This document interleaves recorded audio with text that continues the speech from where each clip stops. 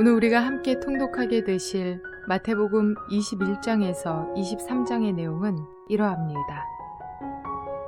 마태복음 19장에서 20장이 십자가 사역을 앞두고 예루살렘으로 입성하시는 여정의 기록이라면 21장에서 25장은 십자가를 지시기 전 예루살렘에서의 마지막 일주일을 집중적으로 기록한 부분입니다. 지금까지 갈릴리를 중심으로 하나님 나라에 대해 가르쳐 오신 예수님께서 나귀새끼를 타고 예루살렘으로 들어가십니다. 이제 예수님의 가장 중요한 마지막 사명을 완수하시기 위해 유대의 종교적 중심지이자 정치적 중심지인 예루살렘으로 들어가시는 것입니다. 많은 사람들이 예루살렘에 들어오시는 예수님을 기쁘게 환영하며 소리 높여 호산나를 외칩니다. 성전에 들어가신 예수님은 성전에서 장사하는 사람들을 내어 쫓으시고 맹인과 전원자들을 고쳐주시며 성전에 들어가 사람들을 가르치십니다. 그러자 예수님을 대적하는 무리가 예수님 앞에 나옵니다. 왜냐하면 그들은 유대 사회를 떠받치고 있는 율법이 예수님에 의해 흔들리고 있다고 생각했기 때문입니다. 특히 사회 지도자들은 지금껏 그들이 만들고 지켜온 틀이 흔들리는 것이 불안한 나머지 예수님을 적대시하고 방해합니다. 대제사장들과 백성의 장로들은 예수님께 무슨 권위로 이런 일을 하느냐고 따집니다. 예수님은 그들의 질문에 질문으로 답하시고 아버지의 말을 듣는 아들들의 비유, 그리고 포도원 주인이 보낸 종들과 아들을 죽인 농부들의 비유, 혼인잔치를 베푼 임금의 비유들로 그들을 가르치십니다. 그러나 그들은 계속해서 예수님을 대적합니다. 그 가운데 유대 사회에서 가장 강력한 집단인 바리새인들은 예수님을 공경에 빠뜨리려는 계획을 세우지만 예수님은 그들의 함정을 지혜롭게 피해가셨습니다. 두 번째 적대자들은 사두개인들입니다. 사두개인들은 제사장들의 후손들 가운데 헬라 사상의 일부를 받아들여 종교 권력을 유지하던 자들의 후손으로서 힘있는 종교 지도자들입니다. 그런 그들은 계대 결혼을 빌미로 부활의 사실성에 대하여 의문을 제기하며 예수님을 시험했습니다. 그러나 주님은 하나님에 대한 그들의 무지를 정확히 지적하십니다. 세 번째로 서기관과 율법사들이 있었습니다. 그들은 자신들의 율법 지식으로 예수님을 시험하기 위해 율법 중에서 어느 계명이 크냐고 질문합니다. 예수님께서는 네 마음을 다하고 목숨을 다하고 뜻을 다하여 주 너희 하나님을 사랑하라는 계명과 네 이웃을 네 자신같이 사랑하라는 계명 두 가지가 온 율법과 선지자의 강령이라고 명확히 밝히시며 지혜 있는 답변을 하셨습니다. 그들은 더 이상 아무런 질문도 할 수 없었습니다. 자신들의 기득권을 유지하고 싶은 바리새인들 그리고 사두개인들, 율법사들이 예수님의 사역을 방해하고자 했으나 그 모든 시도는 실패로 돌아갑니다. 이러한 내용들을 기억하셔서 통독에 도움이 되시기를 바랍니다. 마태복음 21장. 예수와 그 제자들이 예루살렘에 가까이 이르러 올리브산에 있는 벳박의 마을에 들어섰다. 그때 예수께서 두 제자를 보내시며 그들에게 말씀하셨다. 맞은편 마을로 가거라. 가서 보면 나귀 한 마리가 매어 있고 그 곁에 새끼가 있을 것이다. 풀어서 나에게로 끌고 오너라. 누가 너희에게 무슨 말을 하거든 주님께서 쓰려고 하십니다 하고 말하여라. 그리하면 곧 내어줄 것이다. 이것은 예언자를 시켜서 하신 말씀을 이루시려는 것이었다. 시온에 딸에게 말하여라. 보아라, 내 임금이 내게로 오신다. 그는 온유하시어 나귀를 타셨으니 어린 나귀 곧 멍에 매는 짐승의 새끼다. 제자들이 가서 예수께서 지시하신 대로 어미 나귀와 새끼 나귀를 끌어다가 그 위에 겉옷을 얹으니 예수께서 올라타셨다. 큰 무리가 자기들의 겉옷을 길에다가 폈으며 다른 사람들은 나뭇가지를 꺾어다가 길에 깔았다. 그리고 앞에 서서 가는 무리와 뒤따라오는 무리가 외쳤다. 호산나 다윗의 자손께 복되시다 주님의 이름으로 오시는 분, 더없이 높은 곳에서 호산나. 예수께서 예루살렘에 들어가셨을 때에 온 도시가 들떠서 물었다. 이 사람이 누구냐? 사람들은 그가 갈릴리 나사렛에서 나신 예언자 예수라고 말하였다. 예수께서 성전에 들어가셔서 성전 뜰에서 팔고 사고 하는 사람들을 다 내쫓으시고 돈을 바꾸어 주는 사람들의 상과 비둘기를 파는 사람들의 의자를 둘러엎으시고 그들에게 말씀하셨다. 성경에 기록한 바 내 집은 기도하는 집이라고 불릴 것이다 하였다. 그런데 너희는 그것을 강도들의 소굴로 만들어버렸다. 성전뜰에서 눈먼 사람들과 다리를 저는 사람들이 예수께 다가왔다. 예수께서는 그들을 고쳐주셨다.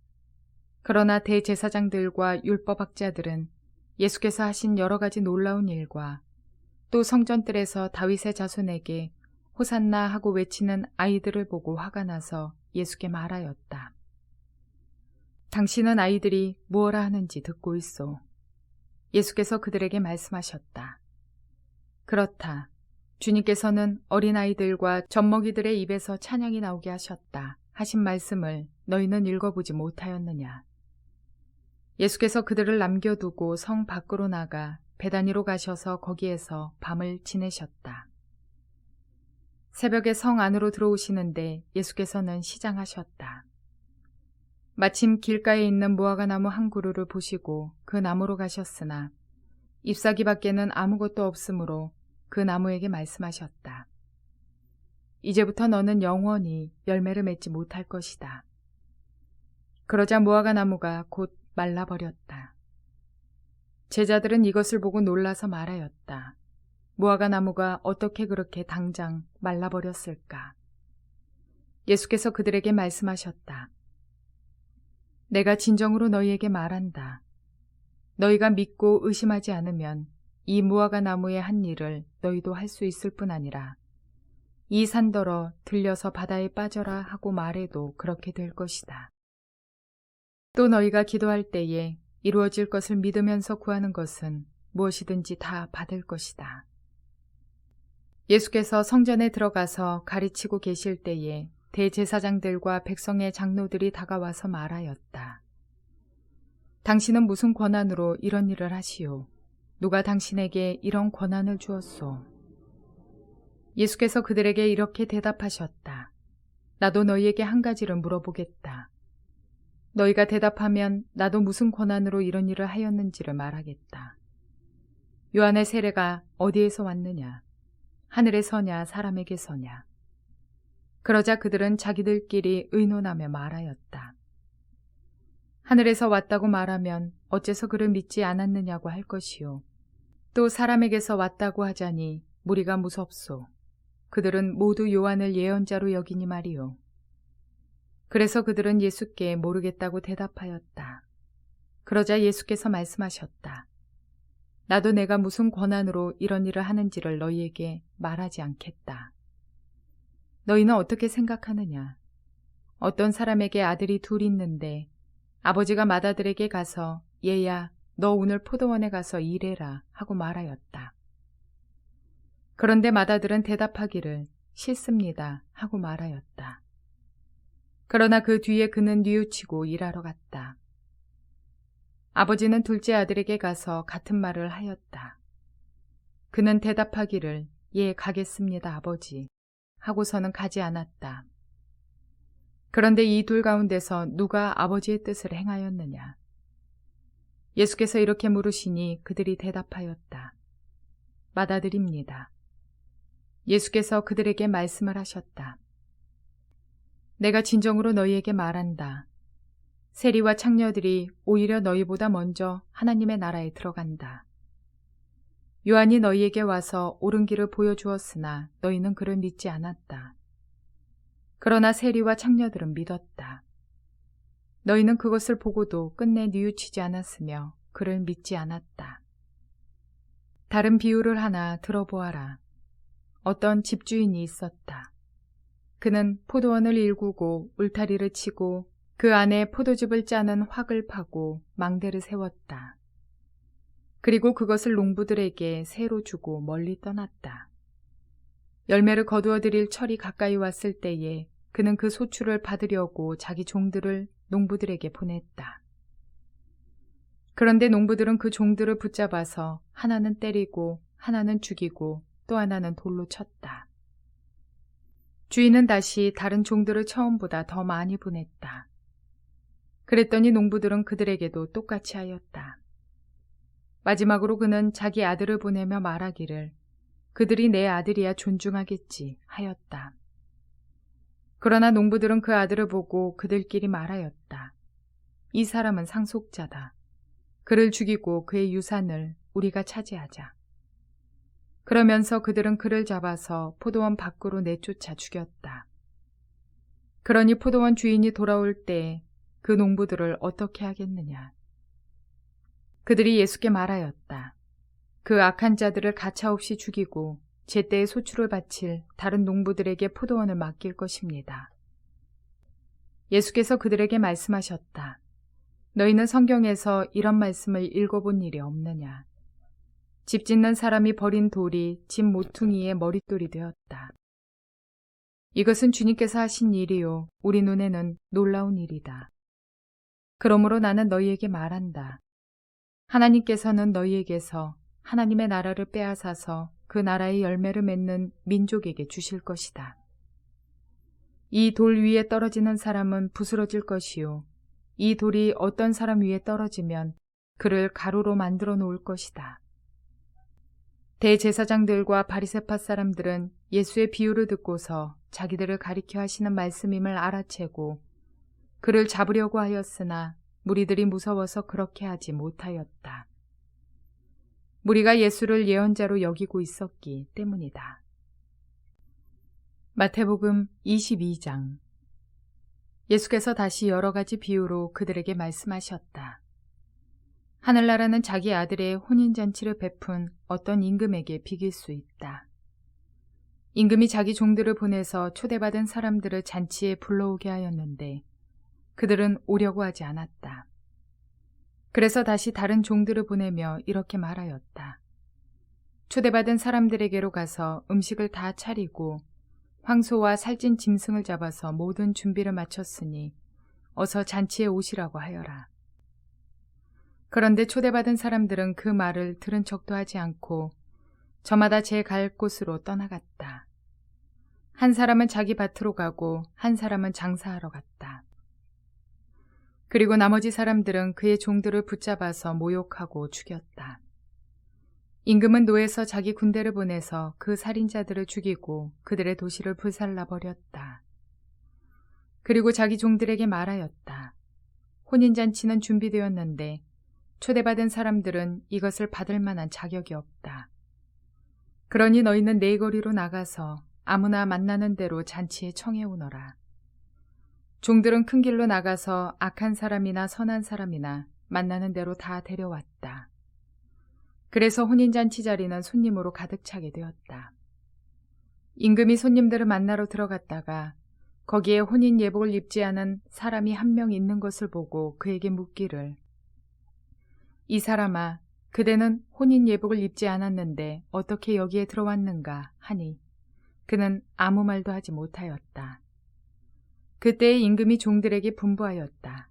이 사람의 손발을 묶어서 바깥 어두운 데로 내던져라. 거기서 슬피 울며 이를 갈 것이다. 부름받은 사람은 많으나 뽑힌 사람은 적다. 그때에 바리새파 사람들이 나가서 어떻게 하면 말로 트집을 잡아서 예수를 올무에 걸리게 할까 의논하였다. 그런 다음에 그들은 자기네 제자들을 헤롯 당원들과 함께 예수께 보내어 이렇게 묻게 하였다. 선생님, 우리는 선생님이 진실한 분이시고 하나님의 길을 참되게 가르치시며 아무에게도 매이지 않으시는 줄 압니다. 선생님은 사람의 겉모습을 따지지 않으십니다. 그러니 선생님의 생각은 어떠한지 말씀하여 주십시오. 황제에게 세금을 바치는 것이 옳습니까? 옳지 않습니까? 예수께서 그들의 간악한 생각을 아시고 말씀하셨다. 위선자들아, 어찌하여 나를 시험하느냐? 세금으로 내는 돈을 나에게 보여달라. 그들은 데나리온 한 잎을 예수께 가져다 드렸다. 예수께서 그들에게 물으셨다. 이 초상은 누구의 것이며 적힌 글자는 누구를 가리키느냐? 그들이 대답하였다. 황제의 것입니다. 그때 예수께서 그들에게 말씀하셨다. 그렇다면 황제의 것은 황제에게 돌려주고 하나님의 것은 하나님께 돌려드려라. 그들은 이 말씀을 듣고 탄복하였다. 그들은 예수를 남겨두고 떠나갔다. 같은 날 사두개파 사람들이 예수께 와서 부활이 없다고 주장하면서 예수께 말하였다. 선생님, 모세가 말하기를 어떤 사람이 자식이 없이 죽으면 그 동생이 형수에게 장가들어서 그 후사를 세워주어야 한다 하였습니다. 그런데 우리 이웃에 7 형제가 있었습니다. 마지가 장가를 들었다가 자식이 없이 죽음으로 아내를 그의 동생에게 남겨놓았습니다.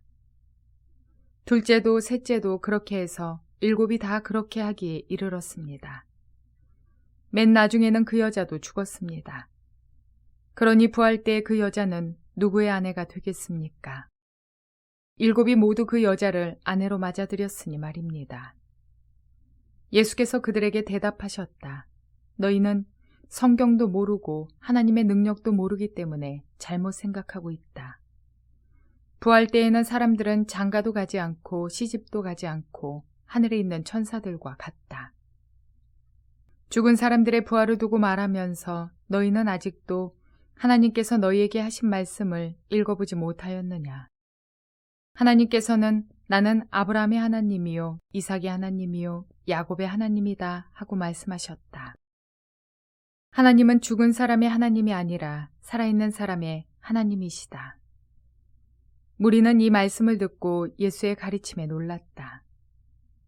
바리새파 사람들이 예수가 사두개파 사람들의 말문을 막아버리셨다는 소문을 듣고 한자리에 모였다. 그리고 그들 가운데 율법 교사 하나가 예수를 시험하여 물었다. 선생님, 율법 가운데 어느 계명이 중요합니까? 예수께서 그들에게 말씀하셨다. 네 마음을 다하고 네 목숨을 다하고 네 뜻을 다하여 주 너의 하나님을 사랑하여라 하였으니 이것이 가장 중요하고 으뜸 가는 계명이다. 둘째 계명도 이것과 같은데 내 이웃을 내 몸과 같이 사랑하여라 한 것이다. 이 2 계명에 온 율법과 예언서의 본뜻이 달려있다. 바리새파 사람들이 모였을 때에 예수께서 그들에게 물으셨다. 너희는 그리스도를 어떻게 생각하느냐? 그는 누구의 자손이냐? 그들이 예수께 대답하였다. 다윗의 자손입니다. 예수께서 다시 그들에게 말씀하셨다. 그러면 다윗이 성령의 감동을 받아 그를 주님이라고 부르면서 말하기를 주님께서 내 주께 말씀하셨다. 내가 네 원수를 네 발 아래에 굴복시킬 때까지 너는 내 오른쪽에 앉아 있어라 하였으니 이것이 어찌 된 일이냐. 다윗이 그리스도를 주라고 불렀는데 어떻게 그리스도가 그의 자손이 되겠느냐. 그러자 아무도 예수께 한마디도 대답하지 못했으며 그날부터는 그에게 감히 묻는 사람도 없었다. 마태복음 23장. 그때 예수께서 무리와 제자들에게 말씀하셨다. 율법학자들과 바리새파 사람들은 모세의 자리에 앉은 사람들이다. 그러므로 그들이 너희에게 말하는 것은 무엇이든지 다 행하고 지켜라. 그러나 그들의 행실은 따르지 말아라. 그들은 말만 하고 행하지는 않는다. 그들은 지기 힘든 무거운 짐을 묶어서 남의 어깨에 지우지만 자기들은 그 짐을 나르는 데에 손가락 하나도 까딱하려고 하지 않는다. 그들이 하는 모든 일은 사람들에게 보이려고 하는 것이다. 그들은 경문곽을 크게 만들어서 차고 다니고 옷수를 길게 늘어뜨린다. 그리고 잔치에서는 윗자리에, 회당에서는 높은 자리에 앉기를 좋아하며 장터에서 인사받기와 사람들에게 랍비라고 불리기를 좋아한다. 그러나 너희는 랍비라는 호칭을 듣지 말아라. 너희의 선생은 한 분뿐이요 너희는 모두 형제 자매들이다. 또 너희는 땅에서 아무도 너희의 아버지라고 부르지 말아라. 너희의 아버지는 하늘에 계신 분 한 분뿐이시다. 또 너희는 지도자라는 호칭을 듣지 말아라. 너희의 지도자는 그리스도 한 분뿐이시다. 너희 가운데서 으뜸가는 사람은 너희를 섬기는 사람이 되어야 한다. 자기를 높이는 사람은 낮아지고 자기를 낮추는 사람은 높아질 것이다. 율법학자들과 바리새파 사람들아, 위선자들아, 너희에게 화가 있다.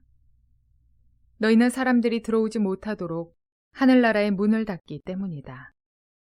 너희는 자기도 들어가지 않고 들어가려고 하는 사람도 들어가지 못하게 하고 있다. 율법학자들과 바리새파 사람들아, 위선자들아, 너희에게 화가 있다.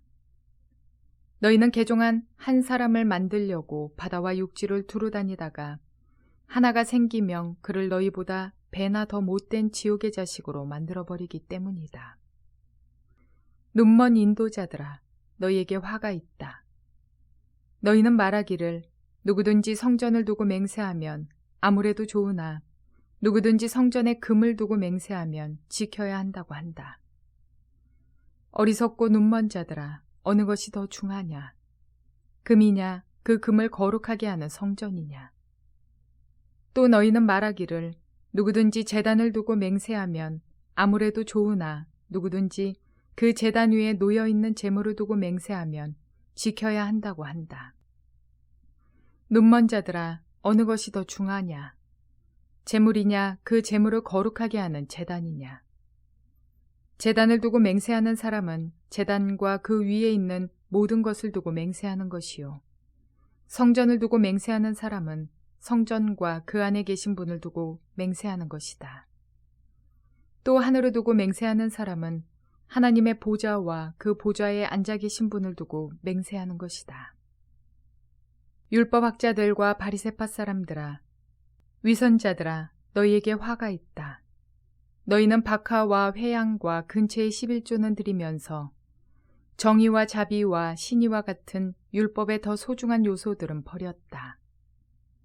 그것들도 소홀히 하지 않아야 했지만 이것들도 마땅히 행해야 했다. 눈먼 인도자들아, 너희는 하루살이는 걸러내면서 낙타는 삼키는구나. 율법학자들과 바리새파 사람들아, 위선자들아, 너희에게 화가 있다. 너희는 잔과 접시의 겉은 깨끗이 하지만 그 안은 탐욕과 방종으로 가득 채우기 때문이다. 눈먼 바리새파 사람들아, 먼저 잔 안을 깨끗이 하여라. 그리하면 그 겉도 깨끗하게 될 것이다. 율법학자들과 바리새파 사람들아, 위선자들아, 너희에게 화가 있다. 너희는 회칠한 무덤과 같기 때문이다. 그것은 겉으로는 아름답게 보이지만 그 안에는 죽은 사람의 뼈와 온갖 더러운 것이 가득하다. 이와 같이 너희도 겉으로는 사람에게 의롭게 보이지만 속으로는 위선과 불법이 가득하다. 율법학자들과 바리새파 사람들아, 위선자들아, 너희에게 화가 있다. 너희는 예언자들의 무덤을 만들고 의인들의 기념비를 꾸민다. 그러면서 우리가 조상의 시대에 살았더라면 예언자들을 피 흘리게 하는 일에 가담하지 않았을 것이다 하고 말하기 때문이다. 이렇게 하여 너희는 예언자들을 죽인 자들의 자손임을 스스로 증언한다. 그러므로 너희는 너희 조상의 분량을 마저 채워라. 뱀들아, 독사의 새끼들아, 너희가 어떻게 지옥의 심판을 피하겠느냐. 그러므로 내가 예언자들과 지혜 있는 자들과 율법학자들을 너희에게 보낸다.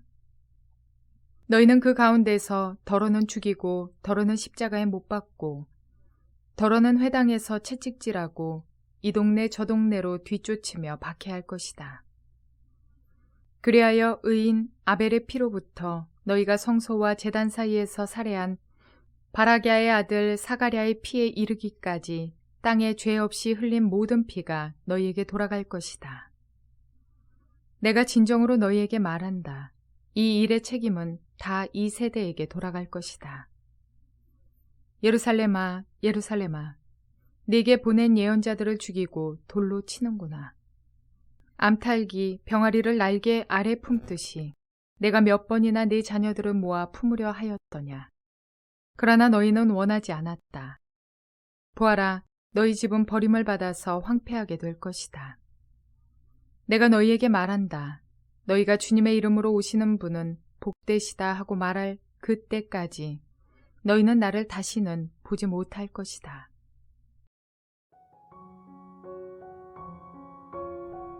율법이 그 본래의 의미를 잃어버리고 도리어 사람을 억누른 데에 악용되는 것을 보신 주님은 자기 욕심을 위해 진리를 왜곡하는 그들을 질타하셨습니다.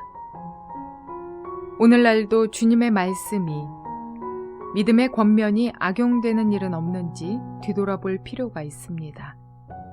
가르침을 명분으로 말씀을 인용해서 상처를 줄 때는 없는지, 권면이라는 포장으로 내 지식을 자랑하고 상대를 무시하는 마음은 없는지 말입니다. 율법은 죄를 깨닫게 하고 복음은 생명을 살리는 것인데도 불구하고 우리의 교만과 우리의 욕심이 결국은 진리를 왜곡시키고 죄의 길에 서며 악의 도구가 돼버리더라는 것입니다. 부의 물량이 경건을 재는 척도의 일부라고 생각했던 경건만을 주장하는 바리새인, 그리고 정치 권위와 권력에 혈안이 되어 있던 사두개인, 또한 율법에 능통하다고 자만한 율법사들까지 결국은 모두가 주님으로부터 꾸짖음만 당할 뿐입니다. 그들은 결국 본질을 알지 못한 채 자기들의 지식으로 욕심과 욕망을 위해 주님의 말씀을 도구 삼았기 때문입니다. 주님의 말씀이, 그리고 형제자매를 위한 권면이, 그리고 복음 전파가 사랑에 기반하여 생명을 살리는 능력으로 나타나는 저와 여러분의 심령과 입술이 되시기를 주님의 이름으로 축원을 드립니다.